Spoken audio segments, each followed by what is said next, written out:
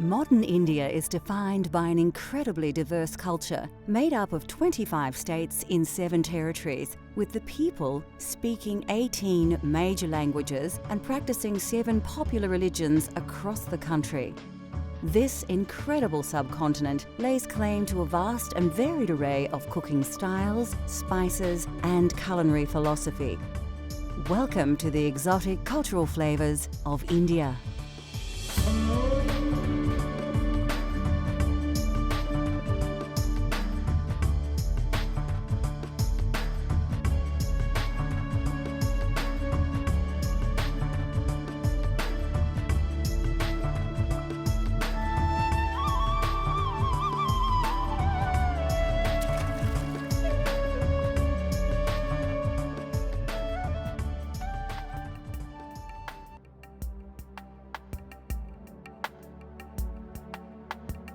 Home to more than 1 billion people, the subcontinent bristles with an eclectic blend of ethnic groups. This translates into an intoxicating cultural and culinary experience that can take a lifetime to discover.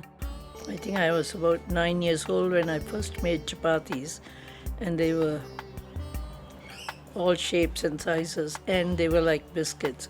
But my dad ate it because he wanted me to cook, and he said, "Oh, you should learn to cook." So he ate the chapatis and said they were very tasty. So I think from that we encouraged me to start cooking.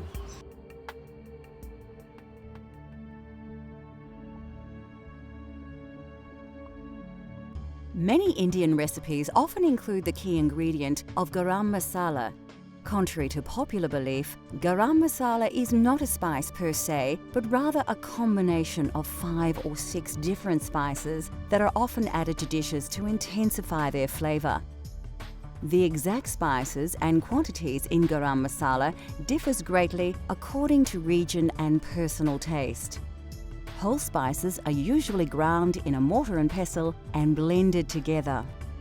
In Hindi, garam masala literally means hot mixture, yet chilies do not feature as one of the key ingredients, and the garam masala blend should be intensely spicy rather than hot. A garam masala mix includes a range of spices. Black or white peppercorns feature commonly, as do cloves, which have a strong and bitter taste and should be used sparingly. Cardamom comes in 2 varieties. Large black cardamom seeds display a strong flavour, while the smaller green cardamom seed is sweeter on the palate. Star anise is always a key ingredient in any masala mix, and it's easily recognisable for its unique shape. The flavour of this exotic spice resembles that of anise, fennel, and tarragon.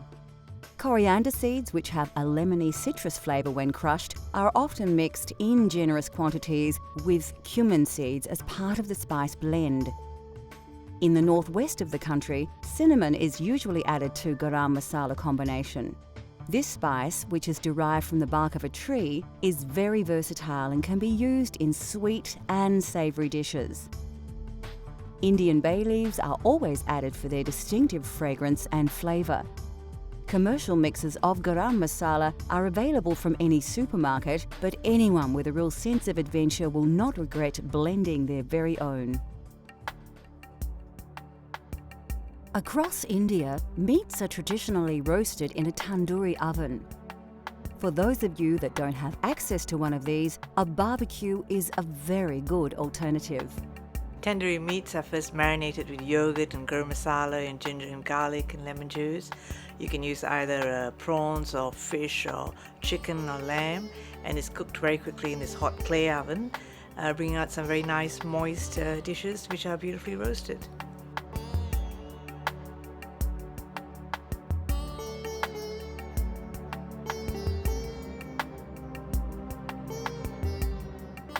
You'll need a few simple ingredients to make a traditional tandoori mixture. Get organised and prepare your paste well in advance so your lamb cutlets can absorb the recipe's exotic and aromatic subtleties, preferably overnight.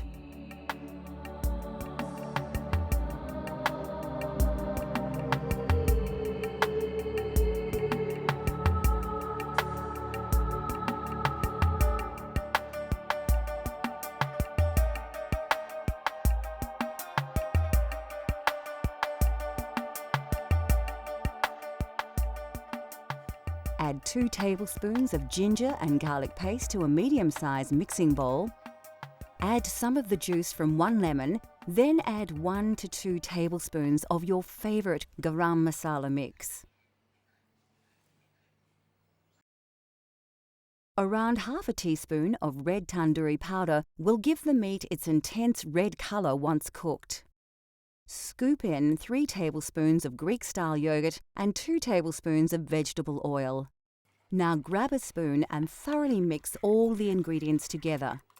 Your tandoori mixture is now ready to be added to the meat. At this stage, it's a good idea to wear gloves as the tandoori mixture will colour your hands just as well as the meat. Take your lamb cutlets and place them in a large mixing bowl. Scoop 2 teaspoons of ginger and garlic paste over the lamb and add the rest of the lemon juice. Add around 1 teaspoon of chili powder plus a teaspoon of salt and thoroughly massage all these ingredients into the meat. Now add about 6 tablespoons of the tandoori mixture that you have prepared earlier. Rub the mixture into the lamb well and ensure that all the cutlets are covered. Place the cutlets onto a plate, cover and store in a refrigerator for at least 4 hours, although overnight is best. This allows all the flavours of the spices to penetrate the meat. Instead of a tandoori oven, we're going to use a barbecue to cook the marinated lamb. Preheat the barbecue to a very high temperature and place the cutlets onto the hot plate, allowing them to sizzle in the rich marinade. Once they start to brown, turn them over and let them cook for another few minutes. Cooking the meat on a high heat will blacken the marinade in places and cook the outside of the meat well, while still keeping the cutlets tender and juicy inside. When ready, place the cutlets on a bed of lettuce. Serve with a simple salad made with cucumber, red onion, tomato and coriander. Finally, garnish with a wedge of lemon, which can be squeezed over the cutlets just before you enjoy them. Still to come on Cultural Flavours, India. We spice things up with an authentic style curry with Punjabi influences. Breads are eaten everywhere and mainly used to scoop up the main meal, especially in the Punjab region. We have different types of breads there. We don't eat too much of rice there, it's mainly bread. There's naans, there's bhaturas, there's chapatis, which I made today, there's parathas, there's stuffed parathas with, methi, which is fenugreek leaves. We love our bread in India, we eat a lot of it there.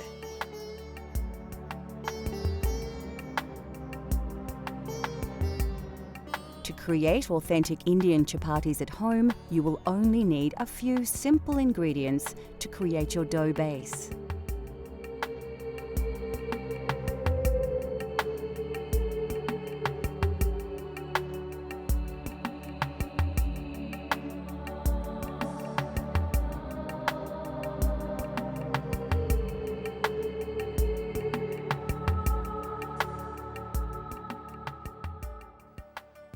First, place your flour into a mixing bowl, add some water and then some oil, and start mixing it with your hands. Work the liquid through the flour, forming a dough, and add more water as you go until all the flour is picked up by the dough and it becomes slightly elastic. Make sure you knead the dough well. It should be malleable but not sticky. Then leave it to rest for 20 minutes.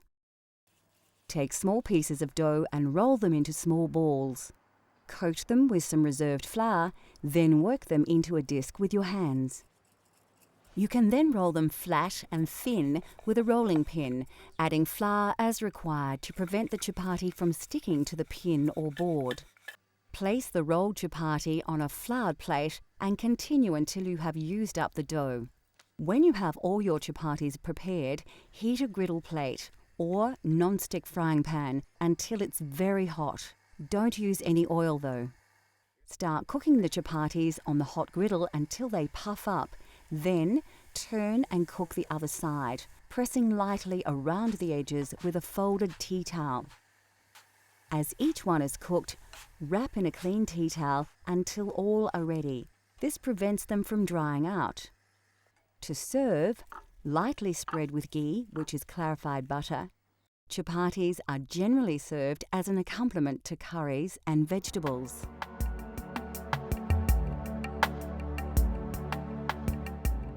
The southern region of Goa is famous for its fiery seafood curries, and this prawn curry is typical of the region. It's hot, spicy, and its intense flavours are the result of combining numerous ingredients. It's not a difficult curry to cook when you've been cooking. It has a lot of ingredients. You have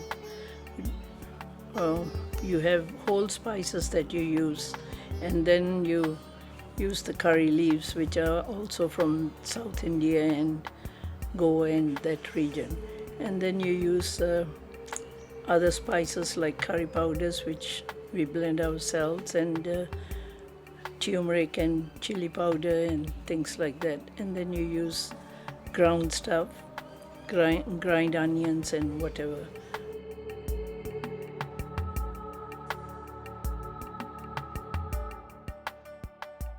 Like most curries, the secret is to start with a good curry paste. Combining these ingredients in an electric blender is a quick and simple way to make a great base for your curry. For those of you looking for a truly authentic Goan taste, liberally add more chili and vinegar to your curry paste.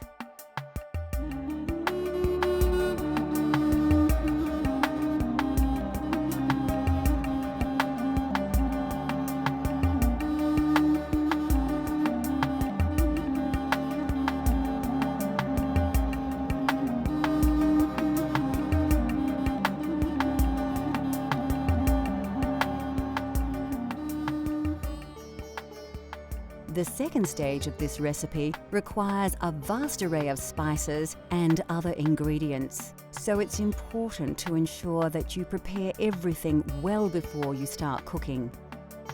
We're using green prawns with their shells intact, but you could use any type of prawn.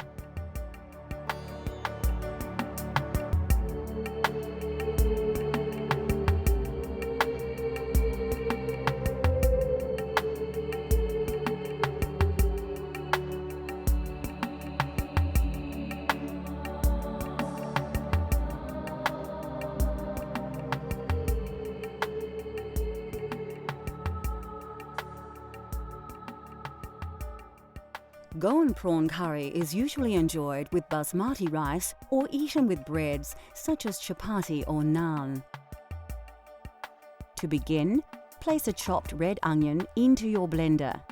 Add 2 long red chilies and about 3 tablespoons of cooked white onions, 4 peeled cloves of garlic and 2 tablespoons of tomato paste. Next, add 2 tablespoons of white vinegar, 3 chopped tomatoes and half a red capsicum chopped. Finally, pour about 1/4 of a cup of water over all the ingredients. Now blend everything together until you have a well-mixed liquid paste.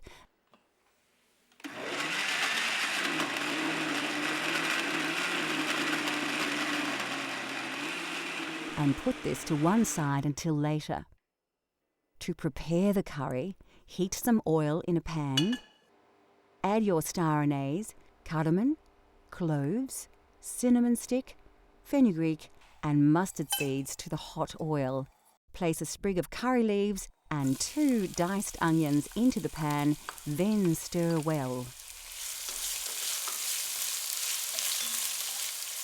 Take some ginger and garlic paste and stir around 2 teaspoons into your curry base. Pour in around half a cup of water and mix well. Scoop a spicy mix of turmeric, curry, chili and coriander powders onto your onion base. As they cook, these spices will release their aromas and their flavours will intensify. Season with a teaspoon of salt, then reduce the heat and mix the ingredients well to form a thick paste. Now is the time to add your blended curry paste to the saucepan. Mix it in well to allow all the flavours to combine. Cover and allow to simmer until the juices have cooked through. When ready, add a tablespoon of yogurt to the sauce, as well as 1 tablespoon of tamarind paste. Then pour in half a can of coconut milk. These will help to bind all the ingredients together into a rich, creamy sauce. Take the juice of half a lemon and add it to the sauce. You can now add your prawns to the curry and then bring the sauce to the boil once to cook them. Remove the saucepan from the heat. Sprinkle 3 tablespoons of fresh chopped coriander and stir. Finally, cover and allow the curry to stand for 5 to 10 minutes before serving with basmati rice.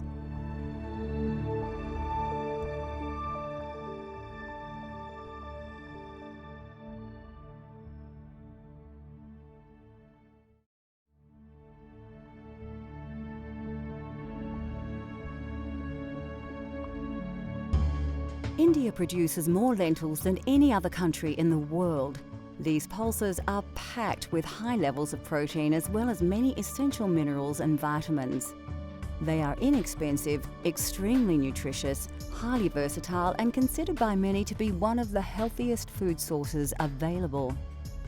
The most popular variety is Moong Dal.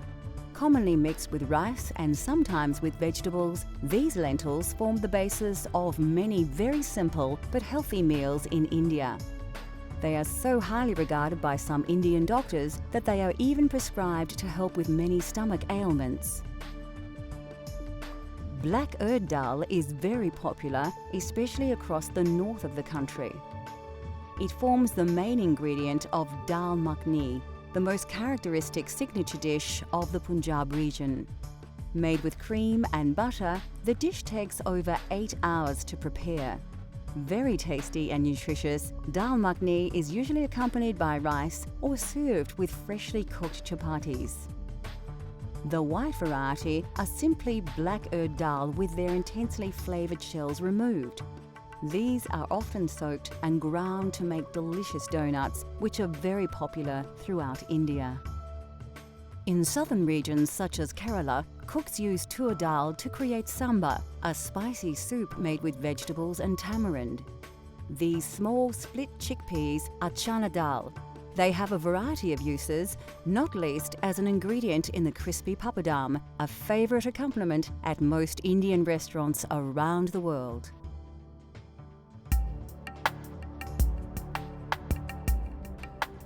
Lentils and beans are indispensable to Indian culture, revered for their pure and gentle digestive qualities.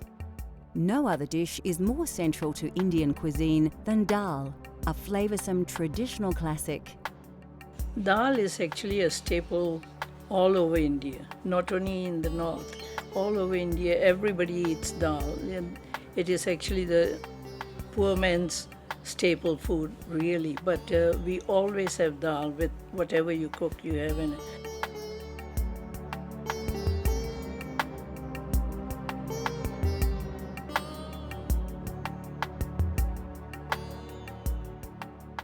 From north to south, dal in all its forms is central to Indian cuisine. Although dal seems like a simple dish, the preparation and complexity of its ingredients comes as a surprise to many. With a little time though, anybody can create a delicious dal at home.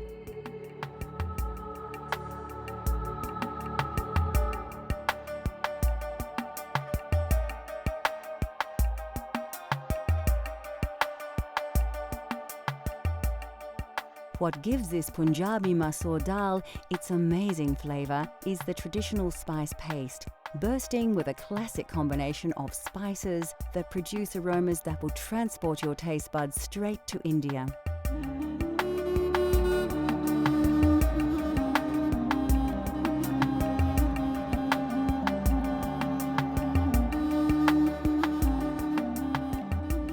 Although once limited to a very select few, all these exotic spices can now be sourced directly from your local supermarket. Firstly, take your washed red lentils and place them in a medium-sized saucepan. Add the water to the pot, then stir in your turmeric powder, salt, a dash of chili powder, the garlic and ginger paste, a dash of fenugreek seeds, and a tablespoon of oil. You can find garlic and ginger paste in most Asian grocers or simply buy them individually and combine them yourself. Chop the fresh chili and add it to the ingredients, along with the diced tomato. Give it a good stir before placing on the stove to boil for about 15 minutes.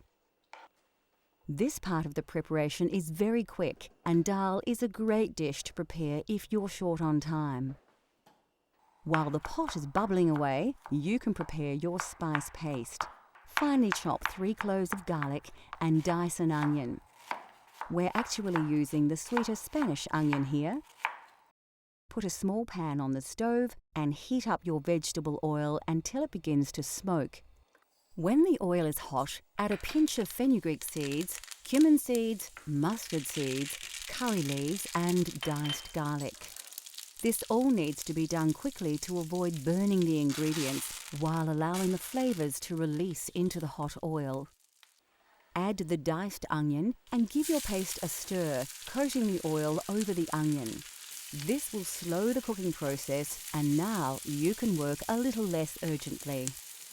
Next, add a couple of teaspoons of garlic and ginger paste, coriander powder, curry powder, and some chili powder if you like. You can reduce the chili if you prefer, cooking to your own tastes. Add a teaspoon of ghee and quickly stir it through the paste. The aromas should envelop you as the spices and butter mix in the hot pan.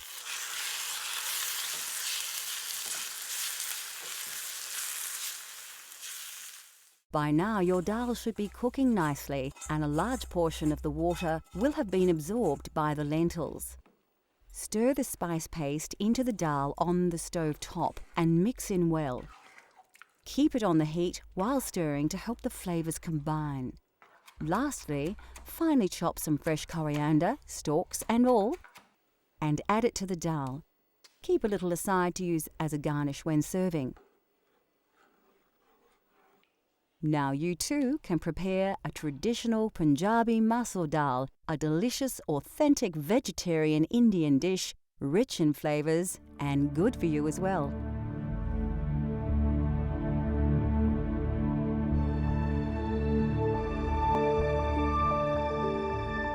Now that we have revealed the simple yet spectacular delights of Indian cuisine, considered by many to be the most varied and exotic of all cuisines, we hope that we have inspired you to explore these flavours for yourself. Cultural Flavours continues to explore the world and its cultures through the diversity of food. From India to Italy, Greece to Africa, let Cultural Flavours take you on a gastronomic journey so you can experience the tastes of the globe at home.